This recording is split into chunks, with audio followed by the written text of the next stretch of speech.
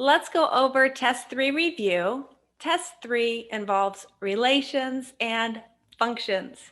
We begin with number 1. We are defining a relation R on this set A as follows. Well, for little a, little b in this capital A relates to B, if and only if, here, A times B is negative. Now immediately we see 0 will not relate to anything. It will not be in any ordered pair in R because 0 times any number is 0 is not negative. But also, if you think about the ordered pairs, and that is part A, list the elements of R.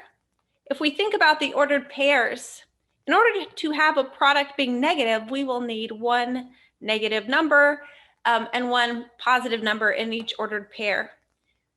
So now let's start writing them. Minus 2 relates to 1, and minus 2 relates to 2. But also 2 relates to minus 2, and 1 relates to minus 2. Now, then we have minus 1. This relates to 1, and minus 1 relates to 2, but also 1 relates to minus 1, and 2 relates to minus 1. And this will be all of the ordered pairs. Okay. Maybe I'll do C first. R equals R inverse. Okay, this is a true or false. Then we will go back and do B. How do we know this? Well, you could write down our inverse. We would have 8 ordered pairs. For each ordered pair here, you just interchange the first and second coordinates, and then you have R inverse. But you see, we know R equals R inverse if and only if R is symmetric. We proved this. So you can either look at ordered pairs and realize R is symmetric, or just look at this, right? If you interchange A and B in this expression, you get the exact same thing. And so without a doubt, R is symmetric, and without a doubt, this is true. R equals R inverse. Now for B. Prove R is not transitive. Well, transitive means, maybe I'll write this as a comment. Transitive, it says for all A, B, C, and A, if A relates to B and B relates to C, then A relates to C. And I always say the middle ones match like this, right? This is what transitive is. We are trying to prove R is not transitive. And so we just need one collection of A, B, C, such that A relates to B, B relates to C, but A does not relate to C. So we can look at these ordered pairs. I'll just say the following: minus 2, 1, and 1 minus 1. These are both in R. We can either look at the ordered pairs, or you just multiply. Minus 2 times 1, 1 times minus 1. These are both negative. However, minus 2 minus 1 is not in R, as here. Minus 2 times minus 1. This is 2, which is not negative. Okay, so this proves R is not transitive. Number 2, well, for both A and B, we want to explain why each relation is not an equivalence relation. Now, equivalence relation means reflexive, symmetric, and transitive. And so in order to justify that a relation is not an equivalence relation, we must justify that at least one of the 3 fails. So either you are not reflexive, or you are not symmetric, or you are not transitive. Now, maybe you're not all 3, but in order to justify, which is what we want to do here, this part, we just need 1 to fail, and then we will be finished. Okay, part A first, inclusion on sets. Okay, I will say this is not symmetric. But why is it not symmetric? Well, the set containing 1 is a subset of the set containing 1 and 2. And the set containing 1 and 2 is not a subset of the set containing 1. Now, what does this mean? If we translate that into this relation, it means this,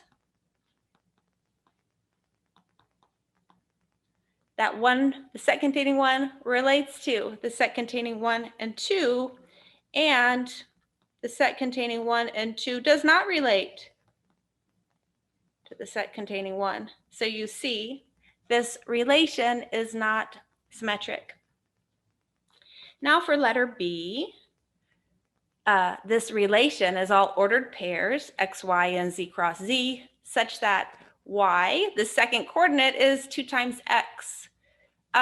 Okay, this is not reflexive. And why is that? Well, let's just take 1, 1. This is not in this r, as 1 is not equal to 2 times 1. Okay, so immediately not reflexive. This is not an equivalence relation.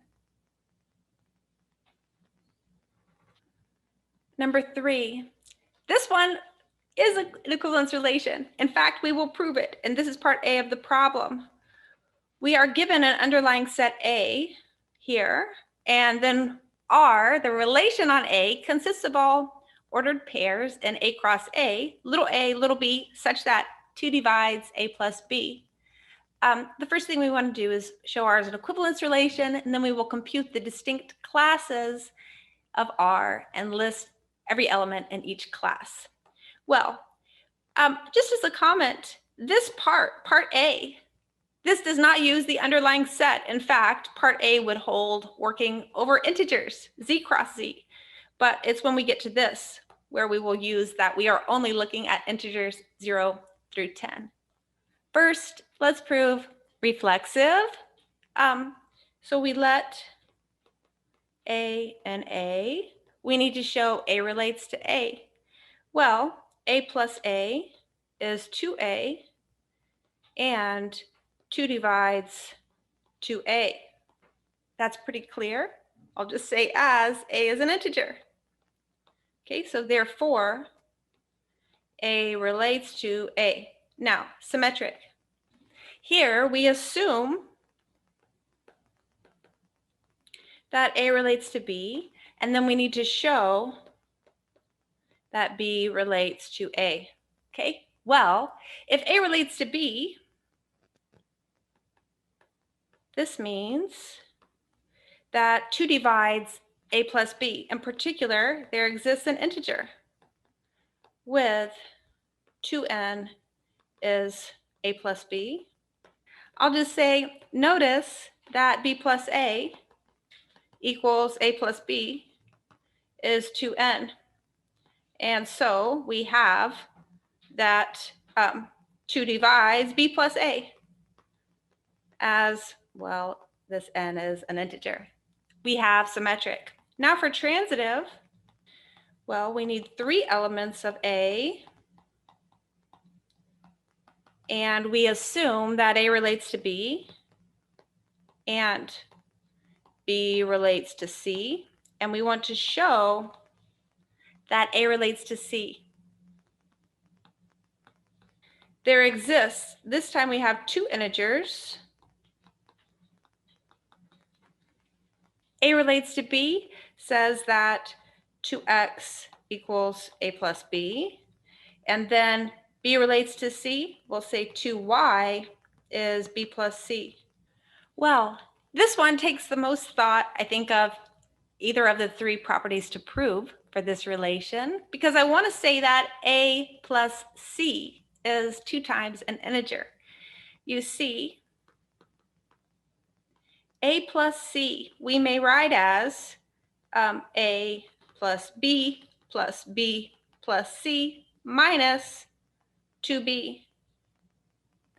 And then this is, well, this is 2x plus 2y minus 2b. This is 2x plus y minus b. Okay, so we see, I'm going to have to scale this some, but we see A plus C is 2 times an integer. In particular, A relates to C. As I was just saying, 2 divides A plus C, hence A relates to C. And this is the end of part A. Now we need to compute the distinct equivalence classes. And like I said, this is the part where we will work with the specific integers in A, because everything I did so far, reflexive, symmetric, transitive, I really could have worked over Z and not this capital A. First of all, just pick anything in A. Maybe I'll start with 0, and let's look at the class of 0. This would be all elements in A that relate to 0 under this relation.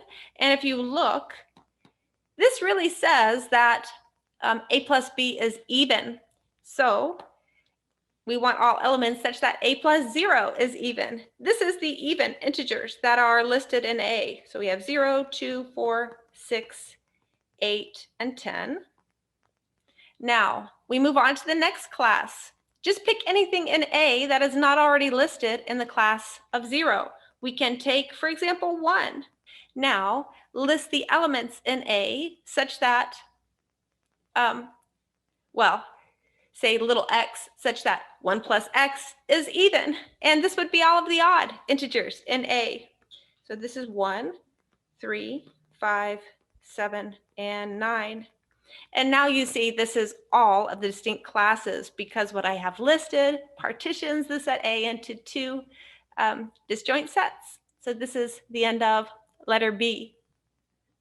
Number 4, we are given A is the set 1, 2, 3, 4, and then we want to create some relations on A that satisfy different things. We can think about these in terms of a diagram. Here I have drawn this set A, and we will draw pictures for the relations in letter A, letter B, and letter C. Then we can always list ordered pairs underneath. So let's begin with A, little a. We want the smallest r, which is reflexive. So this will only have these loops like this, like this, like this, and like this, okay? This would be the smallest r, which is reflexive, okay? It's just these diagonal entries, as I call them. Now, the other two, we want reflexive relations, and then we want some other properties. So I went ahead and listed these loops. Now everything is reflexive. But now we need to work on B and C. So first of all, in B, I want symmetric, but not transitive. So what can we add here? Well, every time I do an arrow like this, I must have one like this to keep symmetricness. So far, this is symmetric, but it's also transitive. So if I add one more,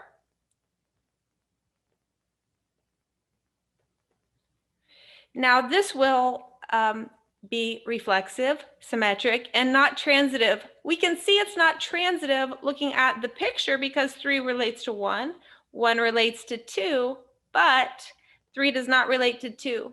So these two sides of a triangle is not closed. But this is definitely reflexive, it's symmetric, it is not transitive. So B, we have an example. Now for C, I want transitive, but not symmetric. Okay, well, I can add this, and now I need to add this. I have 1 relates to 3, 3 relates to 4. I need 1 relates to 4. Okay, so this is now transitive. Every time I have two sides of a triangle, I have the third. But it is not symmetric because you see 3 doesn't relate to 1, 4 doesn't relate to 3, and 4 does not relate to 1. So we're missing a lot there that would be needed to make this symmetric. So these are great examples. I have specified the relations here. If you want, and maybe I will, we can list the ordered pairs. So A is just these ordered pairs, 1, 1, 2, 2, 3, 3, and 4, 4.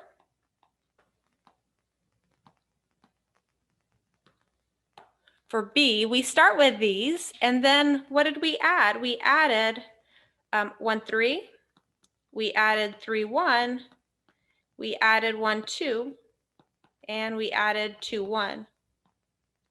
And as I mentioned, you see this is not transitive because, for instance, here, 3 relates to 1, 1 relates to 2, but we do not have 3 comma 2 in this relation. It is not transitive. Finally, we can list the ordered pairs for the relation I have drawn in C. We start with all of these diagonal elements, and then we added 1, 3. We added 3, 4. And we added 1, 4. And this, we discussed, was transitive, but it's definitely not symmetric. Okay, I like this example. We get to see not only beautiful pictures, but also we can write ordered pairs.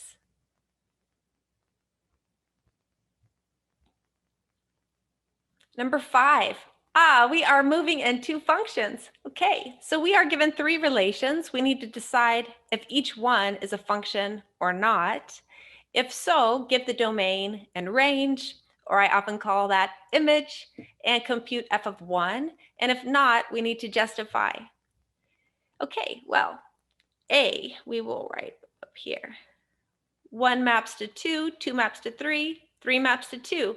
This is great. This is a function. We see f of 1 is 2. We see the domain. This is the set 1, 2, 3. And the image, this is just the set 2 and 3. So the first one is a function. Fantastic. The second one, all ordered pairs in z cross z, such that, well, if you multiply the 2 coordinates, you get 0. This is not a function. The reason, well, for instance, 0, 1, and 0, I can pick any other integer, say 10. These are both in this relation f. The definition of a function is you need a relation from a to b such that for each element in A, it appears in exactly 1 ordered pair a comma b and f. And here, this is a relation from z to z, but element 0 appears in, well, I have listed 2, but it appears in infinitely many ordered pairs in f. So this is not a function. Letter C, we change this just slightly. What we change is this right here, that the first coordinate comes from natural numbers. And I will add, as we have been using the entire semester, that 0 is not a natural number. So let's keep that in our mind. Well, 0 is not a natural number, which means we're okay with the definition of a function. Really, what's happening here is the ordered pairs, you take every possible natural number, comma, 0. These are the ordered pairs in f. And so let's write that. In fact, this is yes, f of 1 is 0. The domain of f is all natural numbers. And the image of f is just the set containing 0. This is a function. Number 6, we are given a function f from z to z cross z, defined by f of x is this ordered pair, 2x comma x plus 3. We want to determine whether or not this function is 1 to 1, onto, both, or neither, and give a proof. So I will just say f is 1 to 1. I will say f is not onto. And we will discuss each of these. So we are proving 1 to 1. In this case, we are also disproving onto. How do you prove a function is 1 to 1? Well, you start off with 2 elements in the domain with the function values equal. You want to show, in fact, that x equals y. Okay, so what do we have here?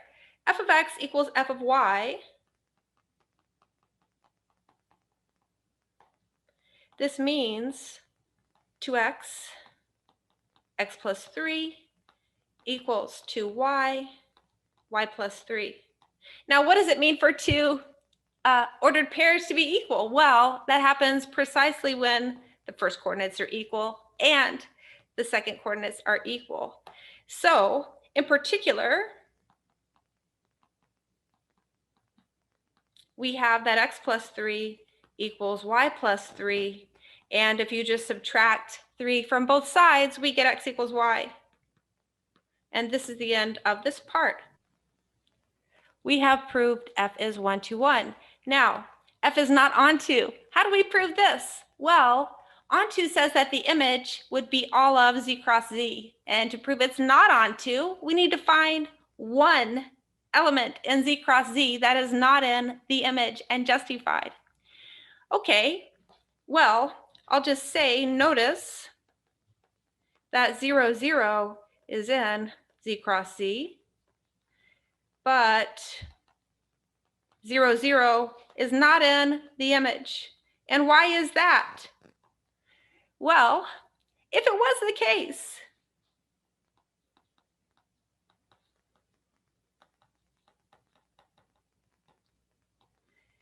we would have that 2x must equal 0 and x plus 3 must equal 0. And if you combine these, the first one says that x equals 0, and then the second one would say that 3 equals 0. This does not happen. This is not the case. And so we see that 0, 0 is not in the image of f. So we have proved f is 1 to 1. We have proved f is not onto. Number 7. Okay, same kind of question, except we have a different function. This function maps z cross z to z, where f of xy is x plus 2y. And we will determine the same thing, 1 to 1, onto, both, or neither, with proof. I will say, let's see, f is onto, we will prove, but f is not 1 to 1. How do you prove a function is onto? Well, you need to show that the image is all of z.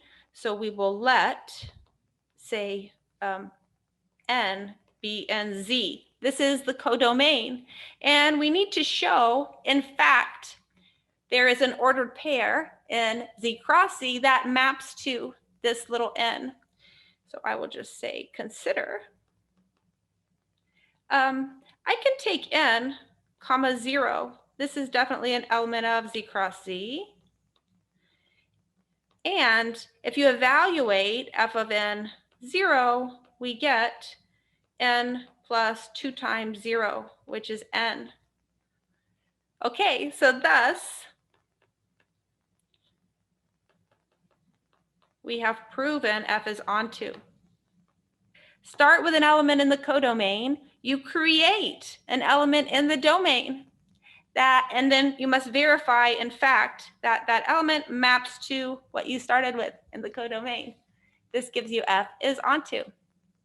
Now f is not 1 to 1. Okay, what I need to do is create two different elements in the domain that map to the same element in z.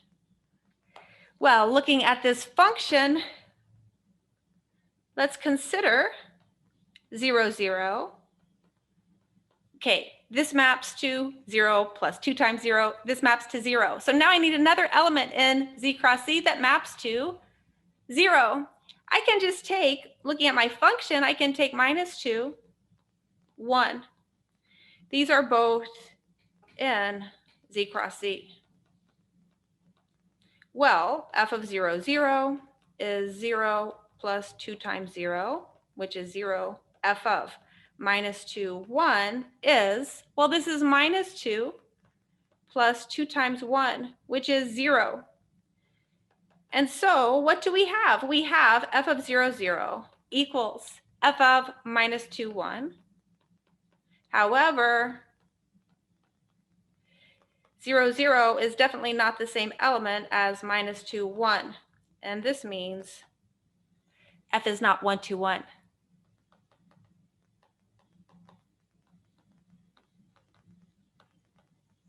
And this is the end of this justification. Number 8, we want F compose F. Well, I don't even have to do anything. Let me start answering B. The domain of F equals the domain of F compose F. This is true, always. This is always the case, just by definition. The domain of a composition is the domain of here, what happens first. And so this will be the case. Now, the image we have to think about. So maybe let's compute here, letter A first. What is F compose F? Well, I could draw a picture, but I can also see it looking at the ordered pairs. I am doing F twice, but I know I will have the exact same domain. So I will have 1 maps to something, 2 maps to something, 3 maps to something, 4 maps to something, and 5 maps to something, okay? But like I said, F happens twice.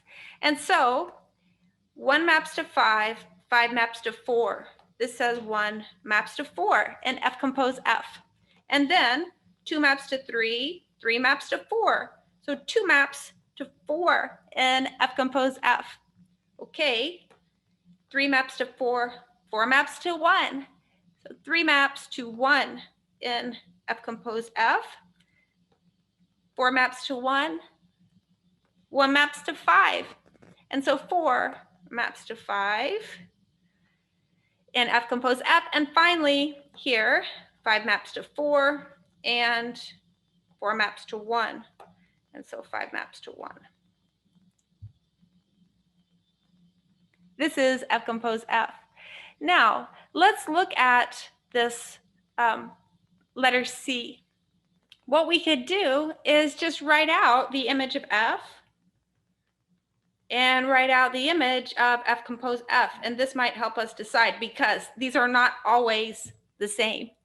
Certainly sometimes, but it doesn't have to be. So the image of F, this consists of second coordinates of ordered pairs in F, and we see 5, 3, 4, and 1. The image of F is 5, 3, 4, and 1. Okay, now the image of F compose F. This consists of second coordinates of elements in the composition. You see, I have 4, 5, and 1. So this is 4, 5, and 1. And now we can answer our question. Are these two sets equal? No, they are not. So this one is false. Okay. This completes number 8. Number 9. A and B are sets, and then we have this set up here, namely that F is a function from A to B, G is a function from B to A. And then we want to prove some things about G compose F, which maps, first happens F, then happens G. This maps A to A. Well, we start with letter A. We have some hypotheses here. We assume that F and G are both 1-to-1. We want to show that G compose F from A to A is 1-to-1. How do I show a function is 1-to-1? Well, you start with 2 elements in the domain with the function composition here in this case being equal. And then we need to show, in fact, that x equals y. This will give us that the composition is 1-to-1. Well, we can just write what this composition is. We know the composition is g of f of x equals g of f of y. Now, g is 1-to-1. And I will use this as shorthand. As g is 1-to-1, well, you see inside here, f of x must equal f of y. Now, we use that f is 1-to-1. 1-to-1, we get that x equals y. And this completes the end of letter A. Now, let's move on to letter B. In fact, I can just copy this part. The assumptions are slightly different. So in letter B, we assume F and G are onto. And we want to prove that G compose F is onto. How do you show a function is onto? Well, you want to take an element in the codomain, which is here. So I will take little a in the codomain. Then I need to find an element in the domain, which in this case happens to also be A, right? Because decompose F maps A to A. But we need to find an element in the domain that maps to this particular little a. Well, just looking at this picture, you see G maps to A, and one of the assumptions is that G is onto. So as G is onto, there exists, say, a B in B with G of B equals this little a. So now let's go back to our picture. We have found something here. There is a little b here. Well, you see F maps here, and F is onto. This is one of our assumptions. And so that means there's something here. I'll call it X that maps to B. So X will map to B, and B maps to A. This is under F, this is under G, and you see this will be our element in A, that under the composition, G compose F of X will equal A. So let's just write this now. As F is onto, there exists X in A with F of X equals this B.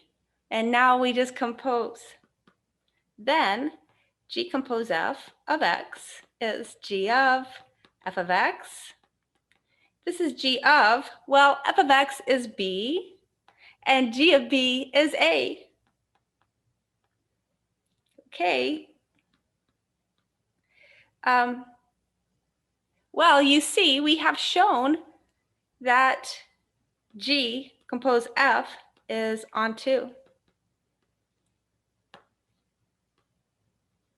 And this is the end of part B. Last problem, number 10. We want to prove that this function that maps from R to R, f of x is 3x plus 1, is a bijection, and also calculate f inverse. Well, I am going to think about B first because it will help me with part A. So if we have y is 3x plus 1, we may solve x as a function of y.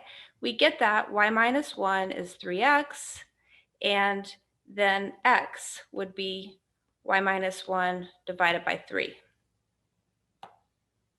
F inverse of, I'll call it y, is this. It's y over 3 minus 1/3. Okay, now I'm going to use this in the above, in fact. But let's go back up and do part A.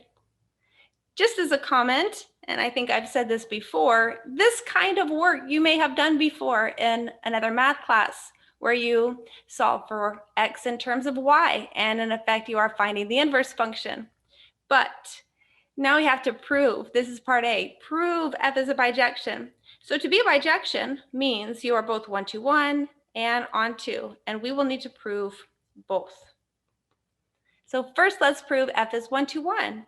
Well, we take two elements in the domain with, say, f of A equals f of B, and then show A equals B. Well, f of A equals f of B means that 3A plus 1 equals 3B plus 1, and we can subtract 1 from both sides. We have 3A equals 3B. Well, 3 is non-zero. Dividing by 3, we see that, in fact, A equals B. Okay, and this proves f is 1 to 1. Now, let's show f is onto.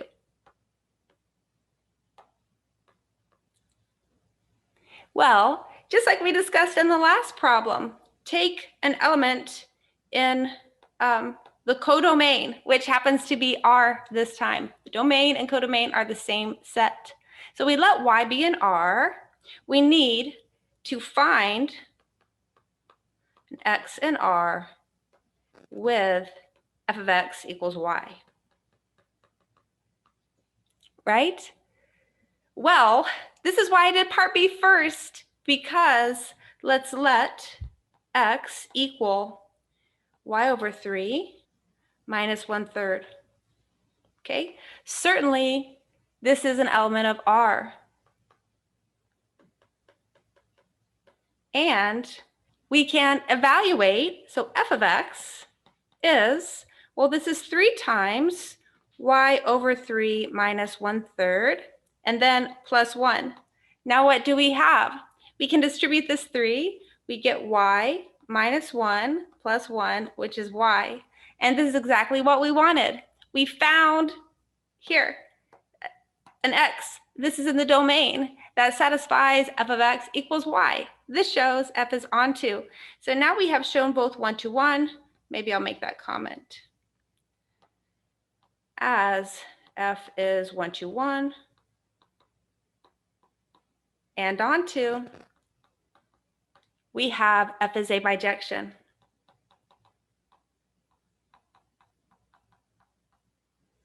And this is the end of this proof. Well, now you see B, we already have the answer to, because we did that first. It helped us in figuring out how to select this X, proving f was onto, by first finding the inverse function. This is the end of test 3 review. Thank you very much.